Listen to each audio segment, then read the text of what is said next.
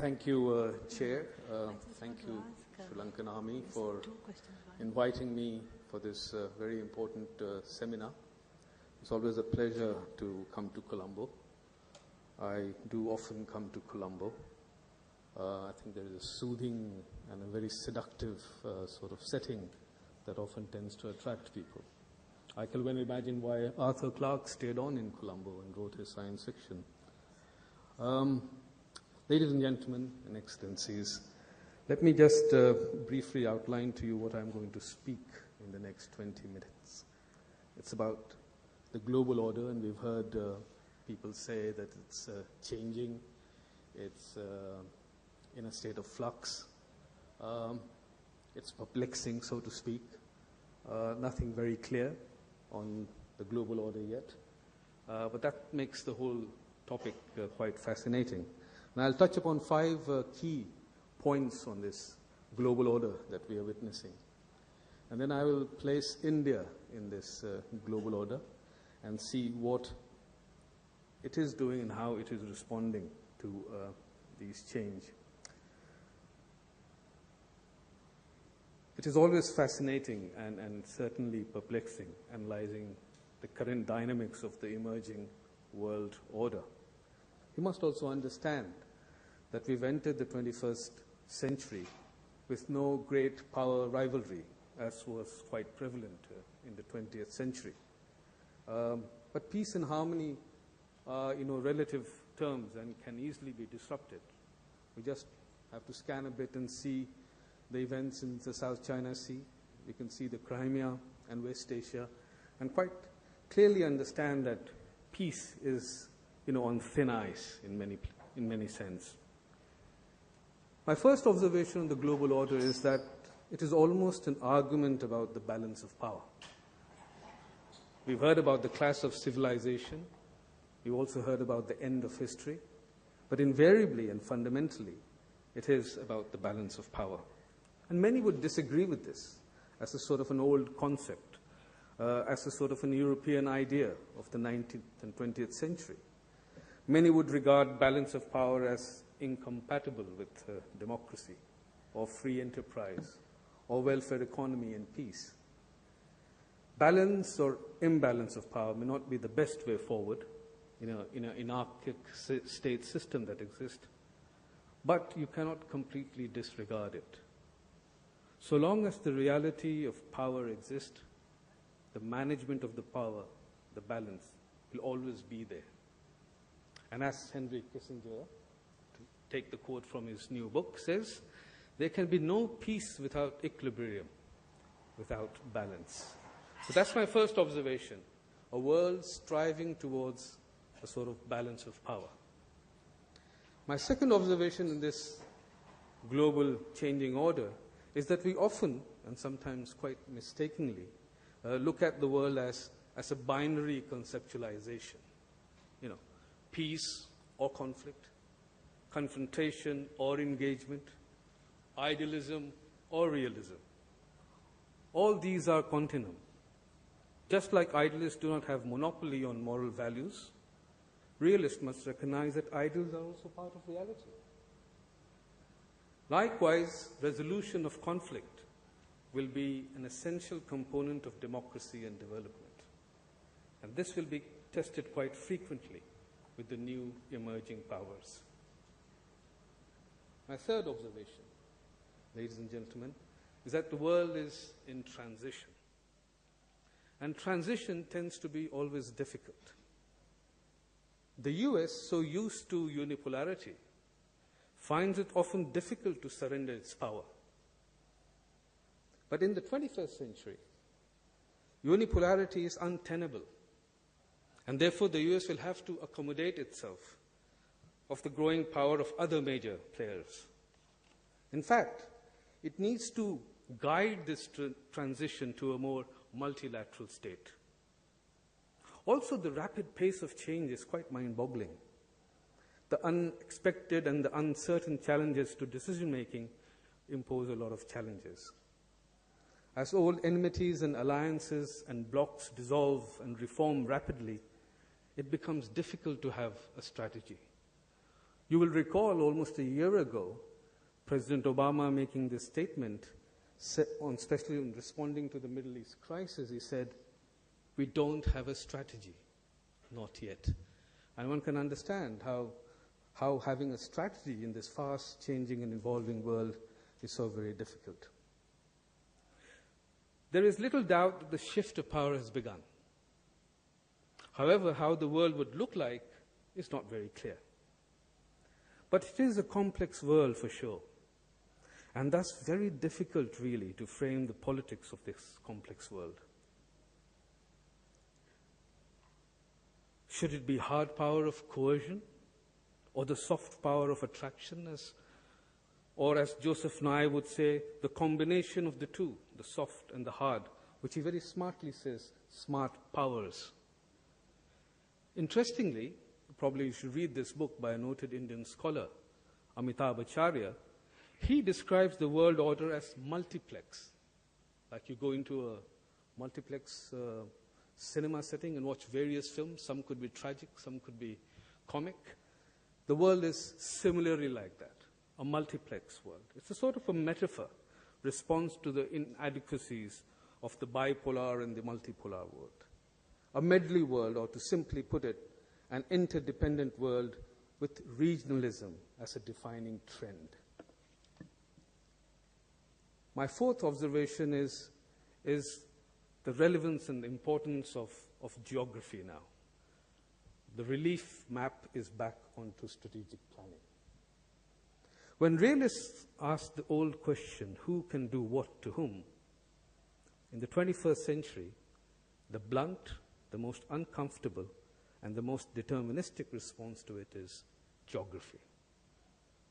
And you all might refer now to Robert Kaplan's book, The Revenge of Geography, and he quite clearly defines what it means. We know that geography explains history. It will also profoundly determine the future. Indeed, the interdependent world today is reinforcing geography, or to put it in another way, the relief map is reinforcing the interdependent world. Today, issues are anchored to specific terrains, and the natural frontiers will greatly act as the final arbiter. For example, to understand the challenges of climate change, the warming Arctic seas, the resource scarcity such as water and oil, the environmental interpretation will be crucial. Viewing seas as commons, or considering the Himalaya as the ultimate watershed, or charting the monsoon as a rain-dependent phenomena, gives us a new lens to look at the world. Mackinder's summarization of his article, The Geographical Pivot of History, says that man and not nature initiates, but nature in large measures control. This is critically relevant today. And it is very critically relevant because we have to understand the interplay between the geophysical, the geoeconomics, and the geostrategics.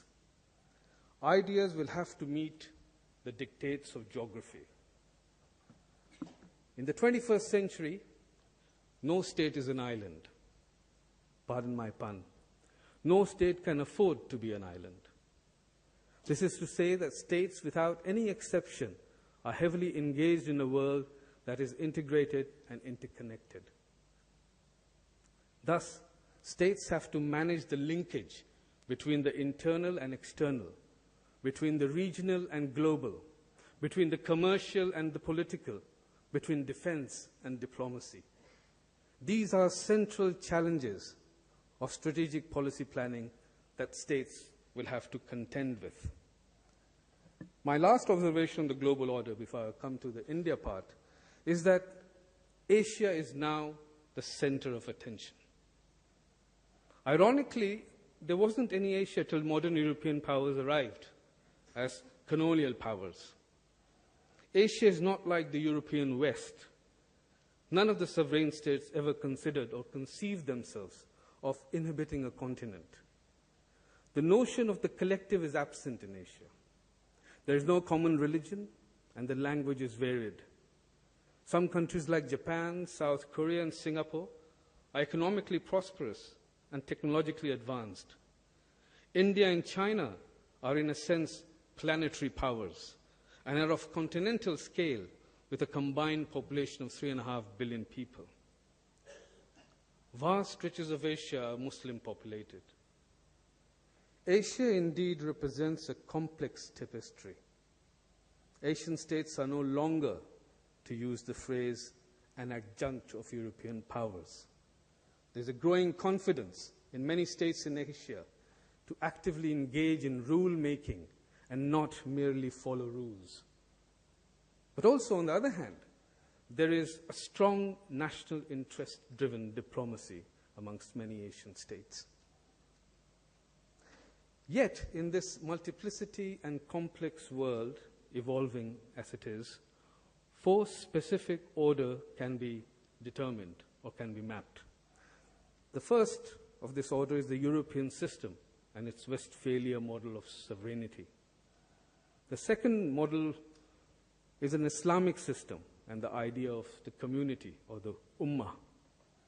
The third order is the Chinese system, based on the traditional values of a middle kingdom. The fourth, and which we cannot ignore, is the American order, an American order which is trying to find a new purpose in the 21st century, almost akin to Woodrow Wilson 100 years ago when he envisioned a just and organized common peace. Where does this global world order, leave India? What world order does India seek? Can India be an influential part of the world order? Can it leverage its role to make itself a diplomatic superpower, a carry forward of the non-aligned movement? Will it be, as many strategic analysts comment, a status quo power that accepts liberal norms and behaves as a responsible stakeholder in the global system? Or would it be a revisionist power that seeks to redefine the norms of international engagement? Let me examine this in the next 10 minutes. No one can say that India is not an important actor in the global interdependence. National strategy is not whether there should be continuity or change. It is largely about reviews and priorities, which is to say, recalibrating national strategy. And we see this thing happening in India, particularly in the last 1 year or so. Achieving external objectives and shaping international regimes cannot be delinked from building your national capacity. India quite simply matters in global affairs. A figure suggests that more than 50% of India's GDP is linked to the world. India is undergoing notable economic transformation that will provide it the requisite assets to have a purposeful footprint in world affairs. India's engagement in the world is having high resonance, but it primarily and principally focuses its role in the neighborhood. The changing global order is encouraging India to think of policy outcomes and of activities with achievements. This is reflected in some of the initiatives that India has taken in the last year or so. Make in India, Digital India, 100 smart cities, Skill India, Clean India. There's also a set of whole new lexicon of India's engagement in the region and the world. For example, the Neighborhood First, or the Act East, or the Mosam Project. These are slogans that basically start up actions. Even on the climate debate, as we head towards Paris, India will like to shape the narrative rather than, be part of the narrative. Narratives by emphasizing lifestyle emissions and sustainable consumption. In the changing global order, India does not merely want to be a balancer, but I think a strategic influencer. Also important is to take responsibility and lead as being a first responder, especially in humanitarian assistance and disaster relief situations. All these, I think, are very modernizing. India is looking at the world in terms of possibilities rather than risks. At a global scale, the interaction between India, China, and the US will be critical and a very important factor in determining the strategic balance in Asia and beyond. Like China, India has new leadership. And like China, it is undergoing both external and internal transformation. The US, on the other hand, is trying to come to terms with the changed geopolitical landscape. In the larger global setting, India would clearly welcome the growing reality of a multipolar world, including a multipolar Asia. A notable trend of India's national capacity building is societal empowerment, and we heard about that from our earlier speakers, and the sharing and power in a system of governance. And that's a strong national capacity building exercise that is undergoing at this moment. And these are quite consciously designed to marry principles of democracy with the need for conflict management. You see in India a sort of a collision governance and government emerging, protection of minority rights being strongly emphasized. There is a strong approach on decentralization of power. And decision-making, especially in foreign affairs, is now done through consensus and cooperation, what is described as the federalization of India's foreign policy. There's also a thrust in the Indian decision-making and the foreign policy exercise to recall to civilization and culture. And that's a critical element of a new India and a new approach that they're shaping. There's always been a strong consideration of national honor and past greatness, and this is driving decision-making in India. For example, the soft power initiatives like the International Day of Yoga is an expression of great self-confidence, but also a recall to the ancient spiritual culture. Now, such initiatives create common cultural spaces of convergence. What we see in some of India's current policy is also a recall to certain traditional values, the notion of Sri Yantra or the geophilosophy. This means a confluence of science, philosophy, spirituality, and politics to achieve peace and prosperity. In many sense, some of India's response to the changing global order is triadic. That is, Iksha, this is an Indian expression of will, Gyan, which means knowledge, and Kriya, which means action. Let's just examine this triadic approach in the regional context of South Asia. The idea that the state was being transcended was an important component of the emergence of functional interpretation of IR. And we see this happening quite clearly in South Asia, a sort of decline, one would say, of nationalism by approaching the region through functional organizations like tourism, trade, water, and electricity. What the British scholar David Mitrani described as a working peace system. That's what we see South Asia moving towards. With lots of challenges, of course, but moving towards a working peace system. The neighborhood thrust, therefore, is critically important for India. And it's very visible with connectivity, culture, and commerce. We've seen the settlement of land boundary with Bangladesh. With Nepal, we have tapped into the hydroelectricity power resources. With Bhutan, we have strengthened and consolidated our sort of relationship. We also have certain non-traditional challenges which we are approaching with a new set of policies, especially on the issues of food, energy, and water.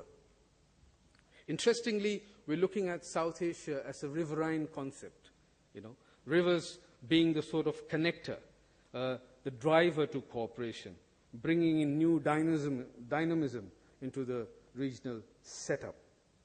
There are also critical ecosystem issues in the neighborhood that is gaining ascendancy, and rightfully so. In an enlightened spirit, transboundary protected areas such as the Sundarbans between India and Bangladesh, or for example the Siachen Glacier area between India and Pakistan, are being considered.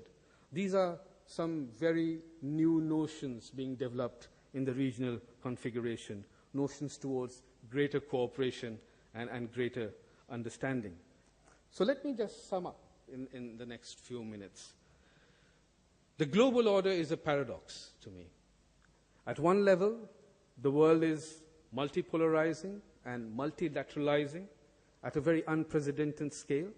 But on the other, we see the world also becoming bilateral and at best regional in its approach. My second observation, as I sum up, is the world has never been more interdependent in terms of the production processes, economic stability, food security, climate security, and even health and political security. Foreign policy is back as a dominant theme for most of the countries. And it's in a certain way helping and supporting for multilateral cooperation. This interdependence can only be viewed as very positive. Nothing can be really better than preserving a functional international order. The emerging countries, given their daunting development challenges, will continue to claim for flexibilities in the form of special and differentiated treatment, for example, in the WTO, and the common but differentiated responsibilities and respective capabilities in the UN climate process. Finally, India's priorities seem to be quite clear with respect to its neighborhood.